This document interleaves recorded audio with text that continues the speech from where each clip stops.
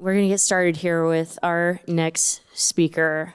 So I have the privilege and honor of introducing our next speaker. It is their very first live podcast taping of a podcast that they have just launched, and it's called I Feel That Way Too. So this next hour, we're going to explore probably topics, discussions, and our feelings, but in a very, I would say, raw and honest way. This is the part where I think sometimes in activism, especially using platforms like social media, we say a lot of things, but is it what we really feel? Are we really saying what we feel? She is an award-winning author and also very trained in the space of diversity and inclusion, but since has put that away in this new life. She is a human rights activist and also now the producer and host of I Feel That Way Too. Let's welcome Mijung Kim.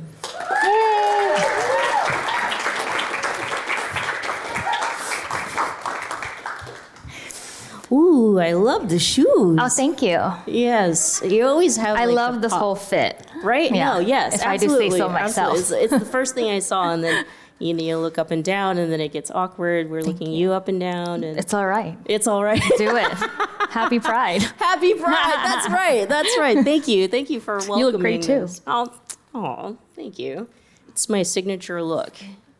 Need a home? Need insurance? I'm just kidding. The pantsuit, yes. That's the traditional pantsuit. So Michelle, congratulations. Thank you. On launching I Feel That Way Too. Thank and I you. have to tell you, after listening to a couple episodes, especially the one with your mom, I mean, there was so much about it as a queer, Asian person, a queer Asian woman, and a gender nonconforming person. I mean, there was so many of this stuff that came up even for me. Mm-hmm. So before we even play a little clip that you have prepared for us, let's get to know you. I'd mentioned a little bit about you having a professional journey, and then you kind of sunset that and realize some things, and then now we're here today doing this live podcast taping. Yeah. Yes. Hi, everyone. Happy Pride. Yay. Thank you for being here. Appreciate you all, and thanks for having us. We have our producer here too, and yeah, so a little bit about me, for those of you who may not be familiar with my work. I'm Michelle Mijung Kim. I use she, her pronouns, and I was born and raised in South Korea. I immigrated to the States when I was 13, and I came out as queer, bisexual when I was in high school, which is the way that I got politicized. I went to a queer camp, which seems to be like a common thing when I meet other activists, people who have been active in the youth activism space. Everybody has some type of camp experience, which I think is really endearing. And I went to UC Berkeley because of its history around all the activism that happened during the 60s, which inspired me to go to Berkeley. And then I somehow did a complete 180. After graduating from college, I decided to go into the for-profit space and started my career in management consulting. And I did that because I needed to make money. I wanted to make money so that I could bring my mom here because she was still living in Korea. And for those of you who have navigated the immigration process in the US, it's a very arduous and expensive process. And when I went into the for-profit space, that was the first time where I had when I was exposed to this discipline called diversity and inclusion. And let me tell you, coming from a grassroots youth activism space, especially organizing with other queer and trans people of color, stepping my foot into the corporate space and interacting with this discipline called diversity and inclusion felt incredibly weird. I had so much cognitive dissonance around how people were talking about these issues that I know were impacting people that I deeply, deeply cared about. And somehow in the corporate space, it was about the best practices, the frameworks, and hyper-intellectualizing the work of social justice in a way that wasn't even recognizable anymore. And eventually I left the corporate space. I worked in consulting and tech and decided to start my own company in order to educate leaders and organizations on how to create a more equitable and inclusive workplace. And thank you. And that work in and of itself was also really exhausting in that people expected us to translate the work of social justice into language that corporate people felt comfortable with. And constantly having to prioritize the comfort of the most privileged at the expense of the most marginalized people's safety took a toll on both my mental health, but also physical health. So after multiple years of running the company, I decided to sunset it because I was exhausted, burnt out, and depressed, and decided to write a book and take a break. And this podcast came out of the desire to take a different approach to talking about social justice in a way that felt more humanizing and in a way that felt more accessible to a lot of people who may not be politicized and ready to be talking about how to organize their community today, but who are starting to question how their identities, how their journeys fit into the larger systems that we live within, and how they can start to see themselves as being a part of the broader movement, even without having all the right words and language to talk about it.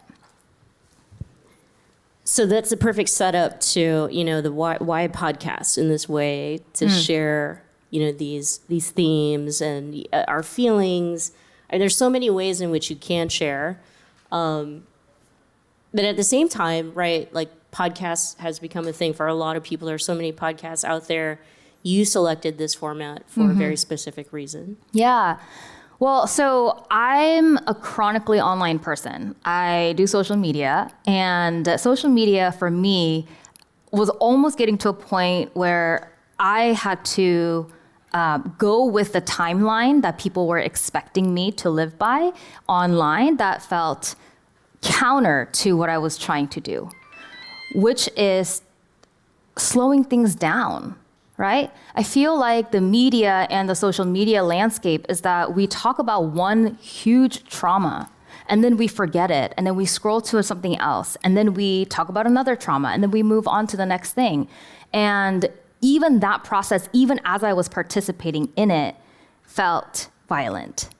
And it was frustrating for me to also try to fit in all the complexities and nuance of talking about all of these big issues, whether it's talking about friendships, whether talking about a social issue that I deeply care about, or the ruptures that we're seeing in our movement spaces, into 7 to 10 carousels.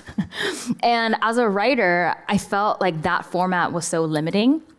And I think there's something beautiful about also being able to say something with your own voice where people can hear it, where you can actually emote. And then another part is that there's been so much research done by folks studying the media landscape and who's producing podcasts, who's listening to those podcasts. And I saw a pretty clear gap in terms of the voices that we need to hear in the mainstream media and the podcast space. And, sadly, the right is dominating the podcast field. And a lot of people who are seeking belonging, people who are looking for community, people who want to feel seen, are being told to go to the other side because it's easier for them to see themselves belonging in that space. And so I think this is sort of my way of creating a space to welcome all kinds of people who are craving that community, who are craving to feel seen, who are craving to be in a space where they can be themselves without the fear of being judged or shamed or cast out, and us making room for the complexities and the multidimensional nature of us being human and being messy together. So I think the podcast format helps me to do that in a much more thoughtful way than a social media campaign can do, or even being on stage talking to you. I love that you just said that because, I got my start in regular traditional radio and not just like, FM cool radio, but like AM radio. I don't even raise your hand if you know what AM radio or the frequency. Yay! Okay, I'm not the only person. But, basically the frequency dies out at night and, but on AM, there were a lot of talk radio hosts and the conservatives dominated the AM radio waves too. And then you get to podcasts and then you get somebody like Joe Rogan. And if you keep listening to them, they say a lot of stuff that's so triggering, so hateful, incendiary. And FYI, Michael Savage was not the first person to target, people with disabilities or folks with autism. And I bring all of this up because we need more voices like you, obviously. So we're really excited for I Feel That Way Too. Share with us just a little bit of, the kinds of people that you will have, throughout this podcast and the themes that you'll bring up before we play a little clip. So I Feel That Way Too is a podcast about life's trickiest questions. And these are questions from who am I without my job? Because I'm constantly in that existential questioning of trying to figure out who I am when I am stripped of my accolades, my job titles, my salary. What am I left with? To questions like, fun questions like, am I supposed to sleep with one person for the rest of my life now that I'm married? To, can we be friends if we disagree politically? So I thought that asking these existential questions could be a point of entry for us to connect with people who are asking similar questions, regardless of where they might be on a political spectrum or politicization. And so these are genuine questions that I ask myself. And so the questions kind of guide the exploration. And the clip that you're going to hear is from an episode that hasn't dropped. So y'all are getting the first sneak preview. That's coming out next Tuesday called Can We Be Friends If We Disagree Politically? And it's a story from my own life of a friendship rupture that I experienced when I felt as though we were drifting apart in terms of how we are embodying our values. We met, my friend, and I can name him Kenny. He gave me permission. Kenny and I met when we were in college, and we were both active in queer organizing spaces. And we stayed friends for over almost 2 decades. And when the genocide in Palestine began, I started to feel so much disappointment towards people who decided to stay silent online. And I felt almost personally betrayed by people who weren't speaking out more forcefully. Whatever their reasons may have been, it activated something in me that made me feel so alone. And we had a very big rupture that almost ended our friendship. And so this clip is about me thinking about all these ruptures that were happening in my own life, but also things that I was looking out into the world and seeing. So many friendships were ending. So many people were fighting. And it was really painful. And I started asking myself, why is it that my group of close, intimate friends is shrinking? I used to have a lot of friends that I used to go to, I call them brunch friends. I used to have lots of brunch friends that I would go hang out with. But somehow over the last few years, the friends that I really trust and feel vulnerable with has been shrinking and shrinking and shrinking. So I've been asking this question, have I just gotten so sensitive that I can't tolerate differences anymore? Have I gotten to a point where I am no longer able to embrace people's different political values, even though we're on the same side? The way that we embody them feels different, and that feels intolerable. So I invited one of my favorite people, Kai Cheng Tom, for those of you who know. She's an incredible writer, poet, somatic coach, therapist who is trans femme in Canada. And she is someone who I see as someone who really embodies love, tenderness, grace in the most sort of radical and fierce way.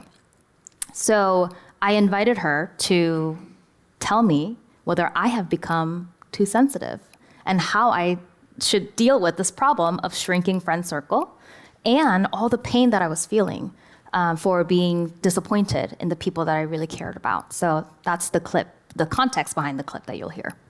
Shall we play it? Let's do it, Emma. Hit it. The silver lining to that, I think, is that something I know as a former couples therapist is the more we love somebody and the more they love us, the more possible it is for us to harm each other. It's one of the weird ironies of being a human too. I think it's like, actually, it is proof that we are in love, whatever kind of love. We're talking about that, like the small actions feel so big and that the words mean so much. It's proof that we are in love. I go back to that taco shop with Kenny and all the pain I was feeling. The sense of disappointment that felt so big. I wonder if I was asking him to show me that he deserves my love. And at the same time, if I was projecting onto him some of my own struggles of needing to deserve love. Maybe that's why it hurts so much to break up with a friend. Because when we sever our relationships, maybe we're also just trying to break up with the parts of ourselves that we hate, but that we can never actually get rid of. Because the truth is, those parts, like it or not, are part of who we are. They're part of what makes us human. But I get it. Sometimes it feels easier to discard them than to sit with all of the complexities and contradictions. So we choose the pain of disconnection over the long-term effort it takes to understand. It hurts because it feels like we're saying we are not worth the fight. This is why I think friendship is our most immediate, important practice ground for creating the world that we want to see. A world that values humanity, connection, love, and redemption for everyone, including ourselves. A world where we get to be honest about our disappointment and hurt without it necessarily resulting in punishment, disconnection, or shame. Where we can hold our values around integrity and accountability while simultaneously making room for imperfection and grace, knowing one doesn't exist without the other. A world where we pull each other in closer when it feels easier to let go.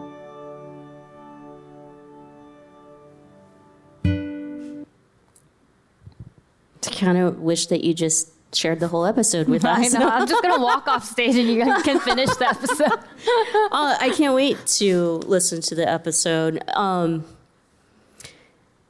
I have a whole list of questions that your producers have given me, and we're going to get to the producers because you have an awesome, amazing team, and we'll, producing a podcast, by the way, is not that easy. A lot of people think you just press play and record something and it magically happens, but that's not the case. I do want to go back to this idea that you have, because I am so excited for this podcast. You're onto something. It's something that we need. It's something we crave. This is actually vital for our existence right now. And I say it in a way in which you brought up your friend Kenny and not being aligned politically in these friendships and these relationships. I think so many of us are faced with this right now, especially on the subject of Palestine and Israel. One of the things I love about you is you're just able to say what it is that you are thinking and that you're feeling. You say it so beautifully. And I sit and I listen to you, and I wish I could do the same thing. And as a queer Asian person and listening to this, like, I'm grappling with all of this. Share with us just some key pieces here that I feel, what this podcast can do for many of us who wish to be able to say what they feel in this way. I love the title. But also, like, we have this fear that we're going to lose those relationships. or we're on the wrong side, or, we're getting attacked for how we feel, knowing that what we feel is the right thing to do. Like, why can't we talk about genocide? Why are we being attacked for calling out genocide? Oh, you said so many things there. First of all, thank you for acknowledging how there is a lot of fear.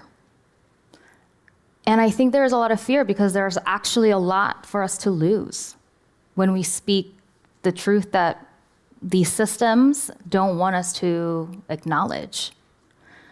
Because the more we say the truth without the dilution, without euphemism, the reality becomes so intolerable. Because we're living through so much violence. And part of, I think, what I have spent my entire life trying to reconcile is this cognitive dissonance that I live with. Whether it was me going to my tech job right after the Pulse shooting and people asking, hey, how was your weekend? And being, have you not seen the news? It's like, oh. And then we have to go back to our desk. Or the cognitive dissonance that I feel when obviously people are dying. There are multiple genocides happening in this world. Fascism is fully here. Student protesters are getting rounded up. Neighbors are being rounded up by ICE. And then I go on LinkedIn. And people are like, I'm so excited to announce my new course. And I think it's the deep fear for me is, yes, the retaliation and the trade-off that I've had to make in order to speak truth. That's real. But the real fear that I have is this collective loss of humanity, this collective severing of ourselves from the truth, from what makes us human. And when I see that getting repeated over and over again on LinkedIn, at work, in my neighborhood, and with my friends group, like I feel like I am the one who's going insane. That somehow I'm not supposed to be feeling all these things and be absolutely debilitated. And so I just want to shake people awake, right? Like, are you with me? Are you feeling this too?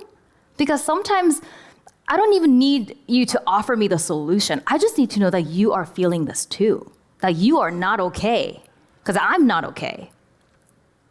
And I think that acknowledgement alone can be so powerful that it threatens the systems of oppression and those in positions of power. Because admitting to that truth and using the most plain language that we have available to us causes incredible threat to the systems that are operating all around us. And so I think it really is about, what are you more scared of? Because there's a lot that we end up trading off when we prioritize certain types of fears. And I think it's about being honest about the kinds of trade-offs that we are being asked to make. I get it. I lost 90% of my income as soon as I started talking about Palestine online. 90%. Contracts that were signed got canceled. So I get the trade-off. And I get that many people cannot afford to. But even that is so enraging, right? We're in a place where we cannot speak about a genocide that is happening because we cannot afford to lose our job because our healthcare depends on it, our dependents depend on it, that we don't have those opportunities and the conditions that allow us to take these types of risks and to say the truth that we all feel. And what a maddening reality that is.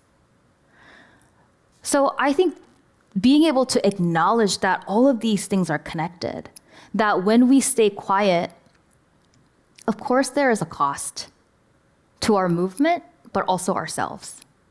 That this cognitive dissonance that we see and feel inside keeps getting bigger and bigger and bigger.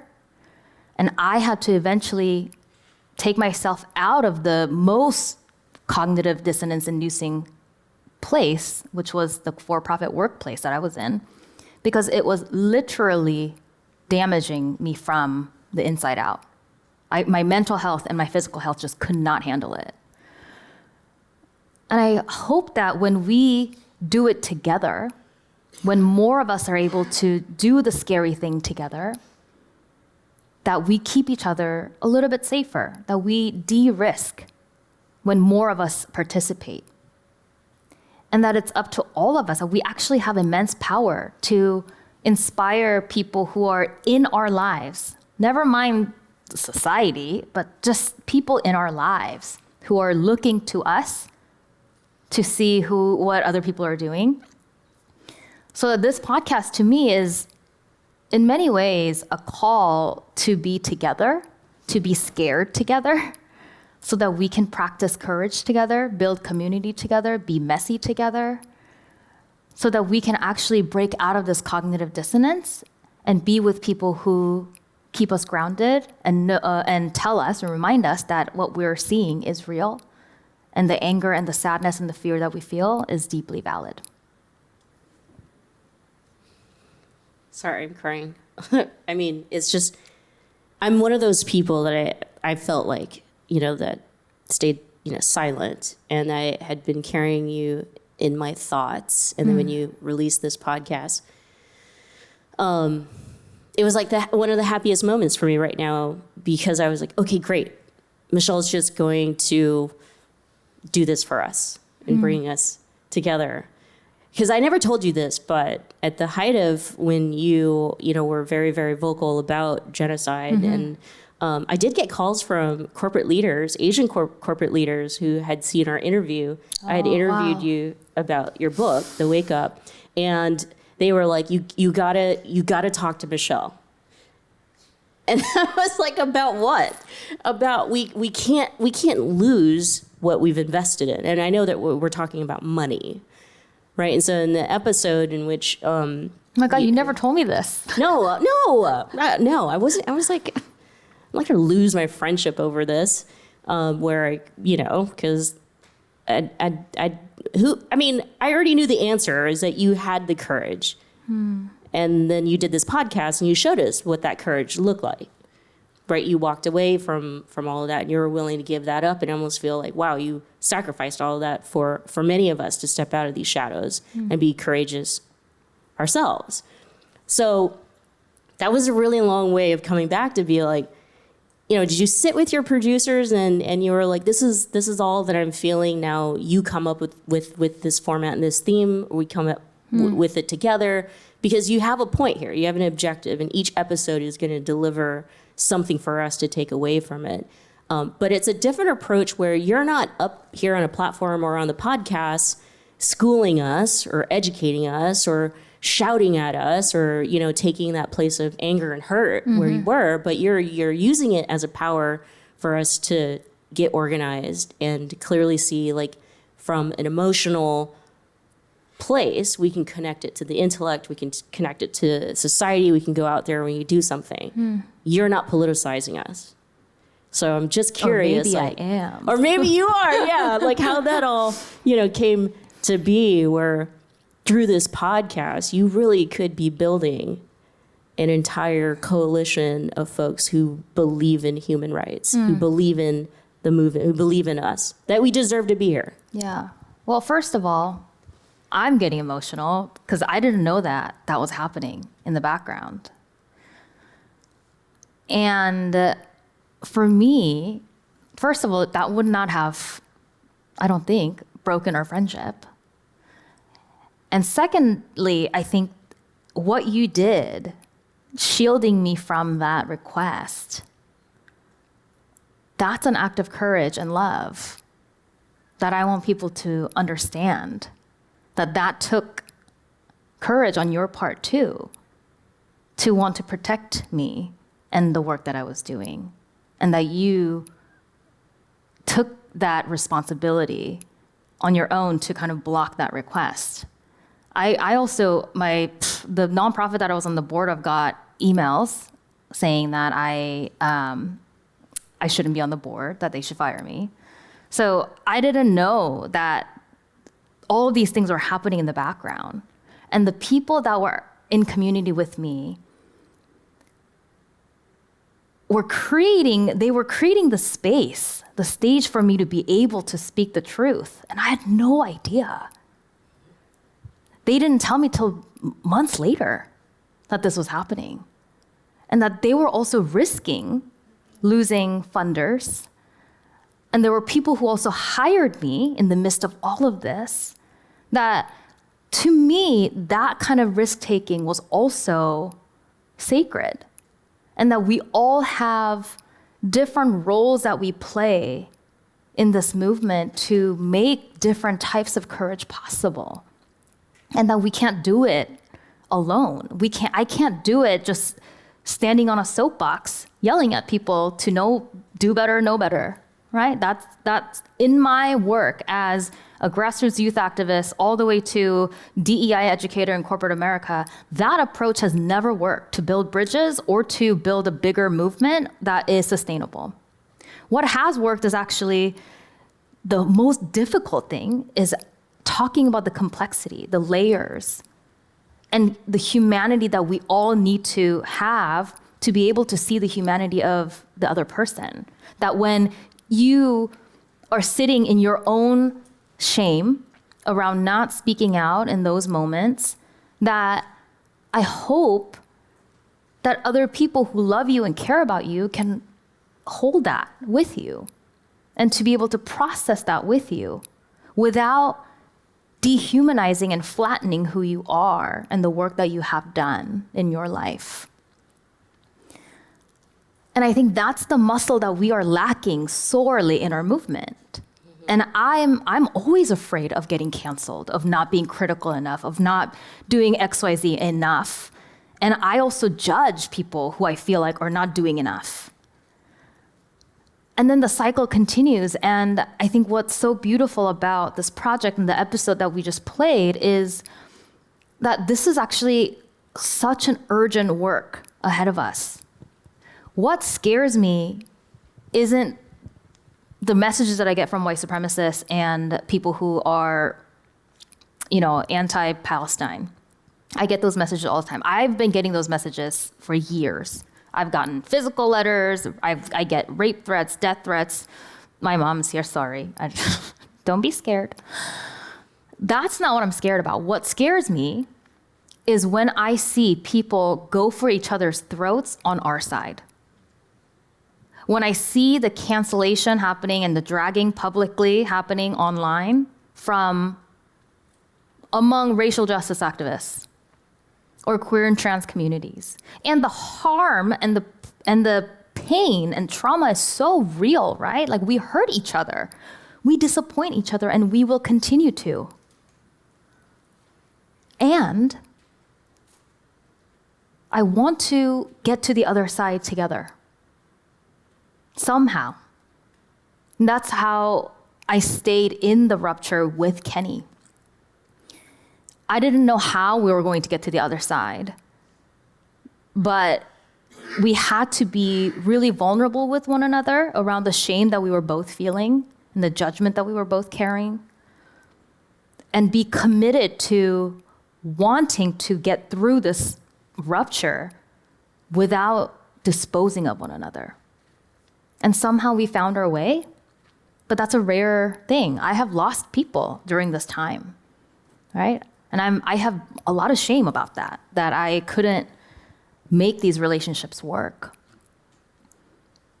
And I think I have a lot of learning to do from those broken relationships and how we can replicate that kind of rupture and disconnection and polarization among us. That's going to eventually lead to the kind of fractures that we are already seeing among the progressive movement on the left. So that's what scares me the most. And I think this hopefully the stories that I share and the very honest, vulnerable stories that you've shared, these are the things that's going to inspire people to hopefully come back to the table and try to figure things out so we can keep each other safe, because the systems are not going to do it. We're the only ones that we got. I love that we're doing this, live podcast taping, and it turned into like an episode, like a real episode of your work that you're doing. We're going to open up for questions for Michelle. So we'll have a volunteer walk around with a microphone if you've got a question for Michelle. I love that. Yes, you address some of the hard stuff, but there's also a part of this podcast that you show. It's a different side of you, and I may know you for many years, but I know you, professionally. So I was kind of surprised, by how much you were willing to share. I mean, you mentioned it earlier, but can I mean, am I supposed to sleep with one person, for the rest of my life? Okay, so share that part where you're like, hey, I'm going to share different facets of me in this podcast. Well, so, I mean, we can invite Eunice up, but we've had many conversations around the topics that we should cover for this podcast. And I mean, going back to Palestine, that's something that we talked about, right? Will talking about this turn people off? Will this potentially scare people who may not be politicized? And the reason why I think we just went for it, and especially when it comes to sharing different sides of me, I think I'm asking people through this podcast and through my work to be really honest about themselves and to be vulnerable and to have the kind of courage to live in alignment with their values. And I felt like it wouldn't be fair for me to do that without modeling it myself. And when I, for example, launched the podcast episode about, am I supposed to sleep with one person for the rest of my life? And I invited people who are experts in polyamory relationship, a therapist, Jessica Fern, who wrote Polysecure, who talks about attachment theory. But the episode is not about how to do poly. Some might think that, but that's not what the episode is about. It's about making room for our desire. It's about being honest about the things that bring us shame, but that won't go away. It's about giving ourselves permission to imagine something different than what we've been taught is the norm. So in that way, I think everything that I talk about that is deeply personal is also very much political, right? That I, as an Asian American femme immigrant, is talking about sex and sleeping with multiple people publicly. That is radical. Yeah, that is political. And that I am modeling all the challenges that I've had to go through to be able to talk about that, to be able to give myself permission to actually talk about my desires that make me feel alive. What would that unlock in other people? It doesn't matter if they don't want to be poly. That's not the point, right? But what becomes possible when we give each other permission to actually dream of something that is much more expansive and true and honest? That's what I'm talking about in that episode. So I think people who get it, get it. People who don't will have a very fun time listening to that episode. But it is already sparking conversations everywhere. And that's what makes me the most proud. That it is somehow triggering something in people. Someone came up to me during our launch party and started crying and said, "Thank you for helping me to want more." And they were talking about that in the context of their relationship with their parents. And I think in this time of mass violence and trauma, daring to want something different is a radical act. Giving ourselves the permission to tap into the things that make us feel alive is a radical act. I think that's what pride is all about, right? and resisting the mandate that we keep each other small, that we go with the status quo, the narrative that has been fed to us that this is what we got and we have to deal with it. Either you talk about Palestine or you lose your job. That's bullshit. I want us to have more choices. Stop giving me bad and worse choices and telling me that that is what I get for my life. So I hope this podcast makes people feel expansive, that things are possible and things are getting done. And amidst all the things that are happening in the world that makes me despair, I also have immense amount of hope, because every site of oppression and violence is also a site of possibility and healing and resistance that I see everywhere. Every time I see videos of people resisting ICE, showing up to protect their neighbors, what happened yesterday in New York with the winning of Mamdani, I think that was such a hopeful example of what people power can do. All the student protesters that are willing to risk losing their diplomas in order to live in integrity with their values. There is so much happening. People are creating. People are modeling what collective liberation looks like. All we have to do is pay attention and join them. And I hope this podcast makes people feel connected to other people and to the greater cause of our movement, and can taste that little bit of freedom, that little bit of joy, that little bit of grace and love that we all need to keep going. And I'm really proud of what we've put out there.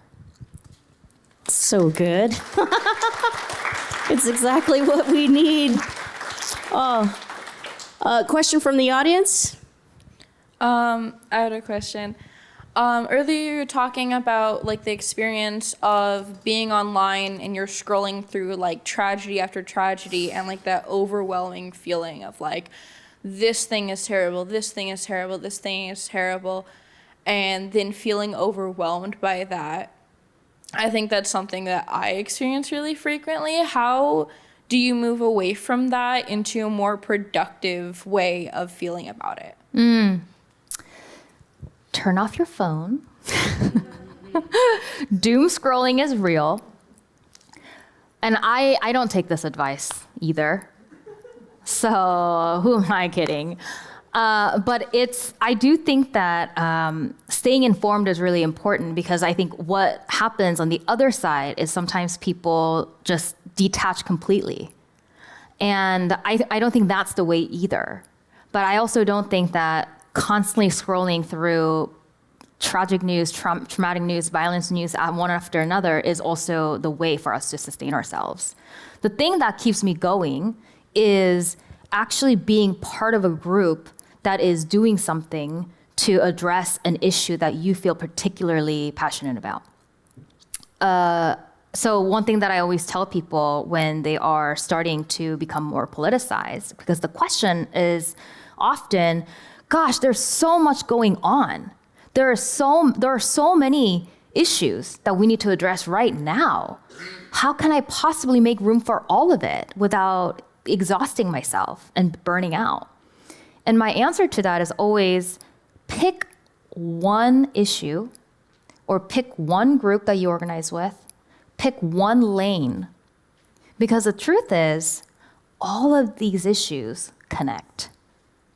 When you go deep enough, let's say we're talking about queer and trans issues, or even just trans healthcare issue, right? Just pick one issue. You go down deep enough, you'll start talking about racial justice issues. You'll start talking about undocumented people issues. You're gonna start talking about all kinds of intersections of different oppressions that when you pick a lane and go deep enough, you'll see that all of our struggles are actually interconnected. So that's one way of us not burning ourselves out by trying to go address all of these different important, urgent issues. But that helps us to be focused and put our best efforts toward an issue that eventually, always connect to other things anyway. So I would say limit your social media consumption as much as you can. There's lots of great newsletters actually that give you a daily digest of issues that you need to be aware of. That's another good way. Sometimes I listen to short podcasts that gives me the summary of all the things that are happening. So find the thing that works for you that doesn't just drag you down into this hole of despair, because we need you to stay hopeful and energized.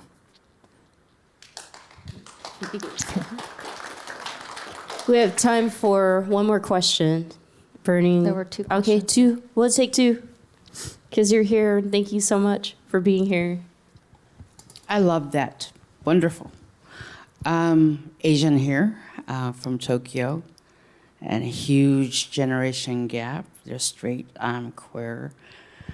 Did you say I'm straight? I'm not straight. My parents are straight, and I'm Oh, okay. Your parents gender. are straight. Yeah. Okay. How family is structured, or what kind of partner you have, or what role you take as a gender, or whatever religion you take, or how you connect with your relatives. As Asians, there's kind of guardrails. There's rails that you're supposed to go on. And when you come here after like 20 years, it's like, I don't go on that railroad anymore. So when I get around with my relatives, everybody's like, raising their eyebrow. Oh, it's that troublesome here in the party. Oh, what is that doing in here? I'm kind of outcasted because I'm no longer with them anymore. I don't do the way they do things. So I could see that you have a San Francisco Bay Area culture thing going on, and it might be a little bit different than what your grandma was doing, or what your aunties were doing. So how do you cope that, without losing your family privileges, without losing your connection? Because it's so easy to say, fuck it, I'm not going.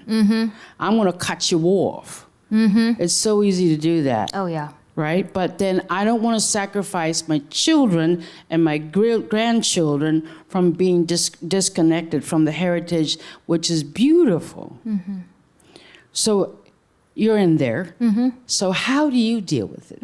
Thank you so much for that question. That's a complicated question. And I also want to just name that through this podcast, I've gotten so many different stories from people in different family dynamics and different family structures. I've heard from people who are estranged from their family members. I've heard from people who have lost their parents. I've heard from people who have adoptive parents, who are transracial adoptees.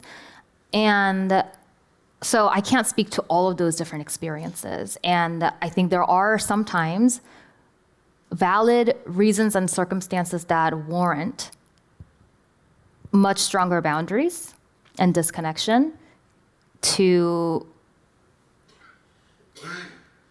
make sure that you are loving yourself and prioritizing yourself. My situation, I'll just talk about my story. I talk about this one story about my dad, my relationship with my dad.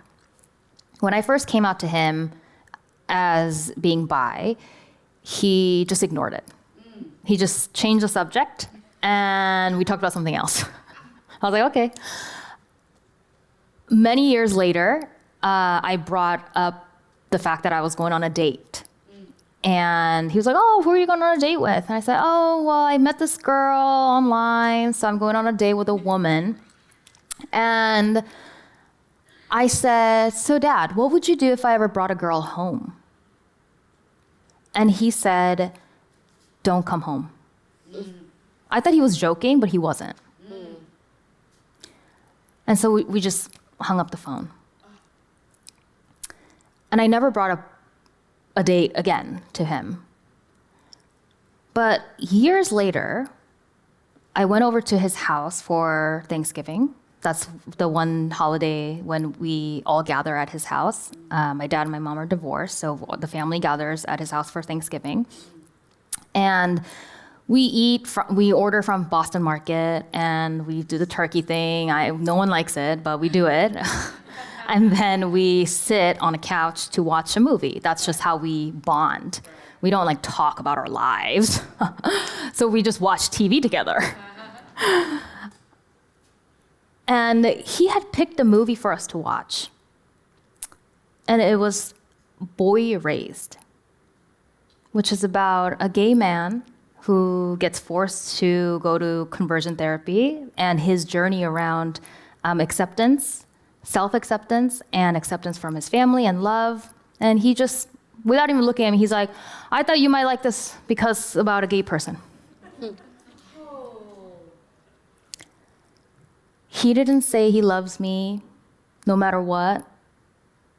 He didn't say that I can bring a girl home. He didn't throw me a coming out party. He doesn't go to Pride. But to me, that was him inching closer to me in his own way. And that was enough for me to feel that tenderness and the love that he has for me that I hadn't felt in that way before about my sexuality.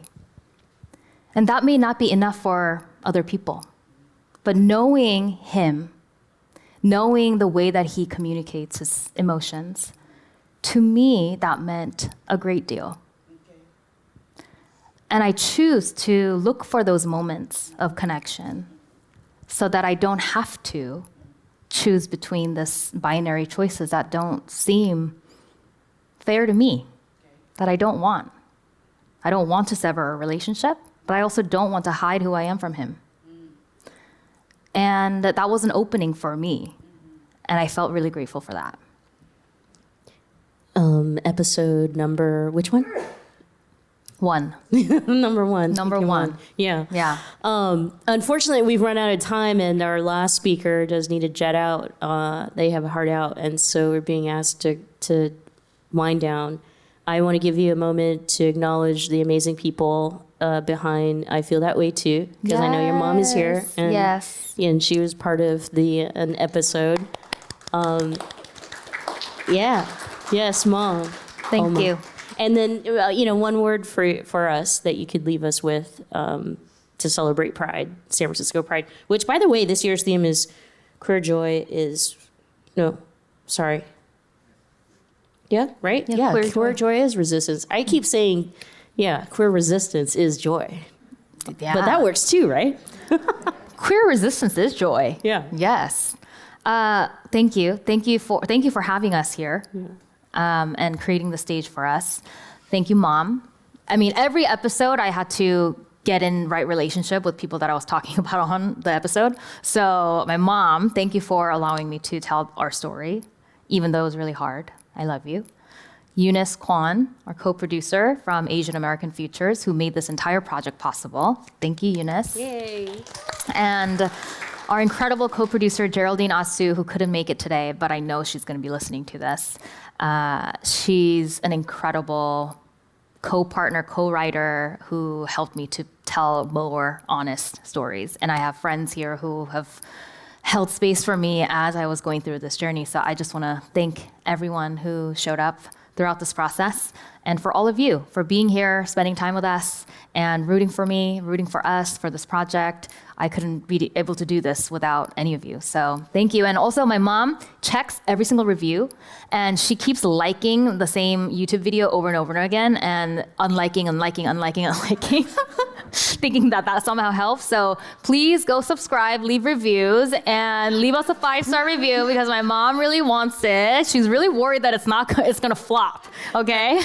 So please keep supporting. It sounds like me when my wife launched her song "Love Is Love," And I just kept going to watch that thing Yeah. over and over and over, which I've watched several episodes over and over. So do it right now. Pull out your phone, subscribe, Yes. share, like, to I feel that way too. Let's give a huge round of applause for Michelle Mijung Kim. Thank you. Oh, can we do a selfie before we leave? One selfie. So Let's as do we're a doing the selfie. selfie, Suzanne and Harper are up next. And let me take a selfie. Ready, everybody? 1, 2, 3, cheers!